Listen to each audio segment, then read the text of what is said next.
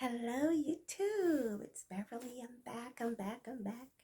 And I'm back here to tell you today about my novel, Gezebel.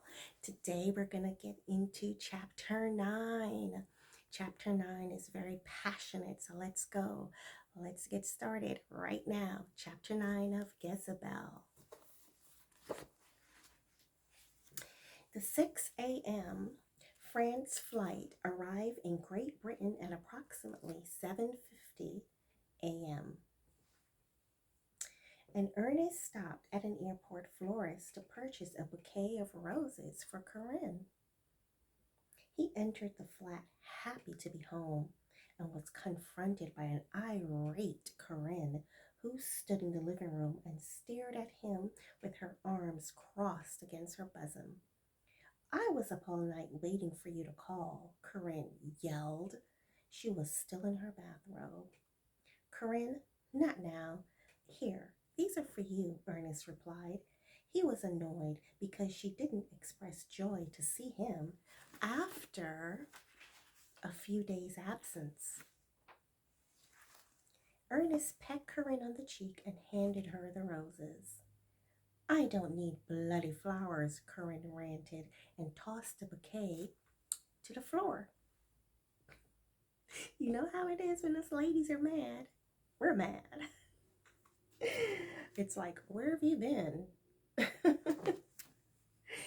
He walked away from his fuming wife and went into Gezzy's room.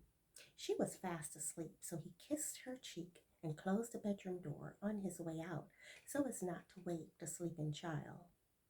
That's Gezebel. Ernest ventured into the living room where Corinne stood and glared at him angrily. He picked up his travel bag and proceeded to the bedroom with Corinne gnashing her teeth behind him. She stormed in after him and slammed the door shut. "Where the bloody hell were you last night? I called the hotel several times and you never answered the phone," Corinne chided Ernest. He ignored her and unpacked. The slight enraged her. "Answer me, Ernest," Corinne shouted. Ernest continued to give Corinne the cold shoulder and was on his way out of the room when she jumped on his back and coiled her legs around his waist. It's on. She flung one arm around his neck and pummeled his shoulders with the other. "How could you treat me this way?" Corinne shouted and pummeled his back and shoulders with stinging blows. Boom, boom, boom. Ernest swung his body from side to side, and Corinne could not maintain a steady hold on him. She landed on the floor with a thud, and her bathrobe became untied in the midst of the ruckus. Corinne got to her feet and shrugged the bathrobe off her body.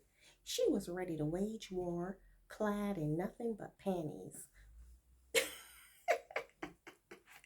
She lunged at Ernest, hell bent on scratching his eyes out.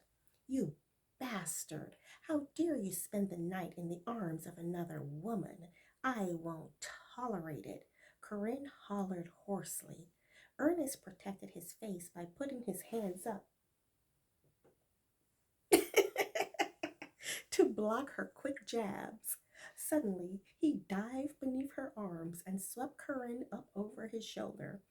Ernest spanked her buttocks playfully and tossed her on the bed. He hastily unbuttoned his shirt and took off his trousers. Corinne quickly recovered and stood up on the bed. She ran at Ernest and he caught her by the waist and held her tight. Her movements were restricted in this position, so she yanked his hair with her free hands and slapped his head.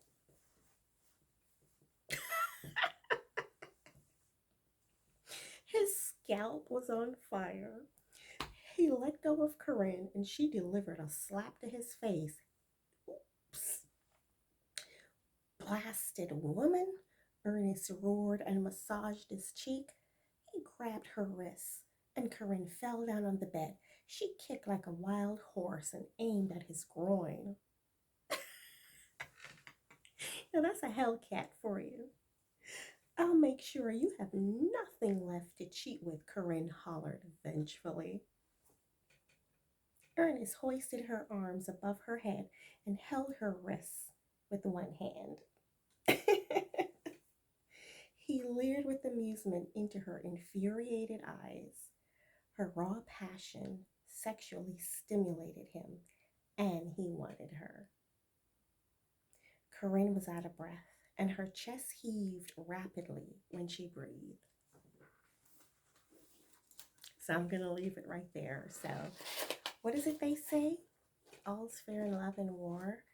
So now we have love and war at play here with Ernest and Corinne. So get the book so you can see how these two manage their lives together amidst everything else that's going on. It's a blockbuster. You don't want to miss it. Get Gezebel today, and I'll see you in the next chapter. We'll talk later. Bye bye.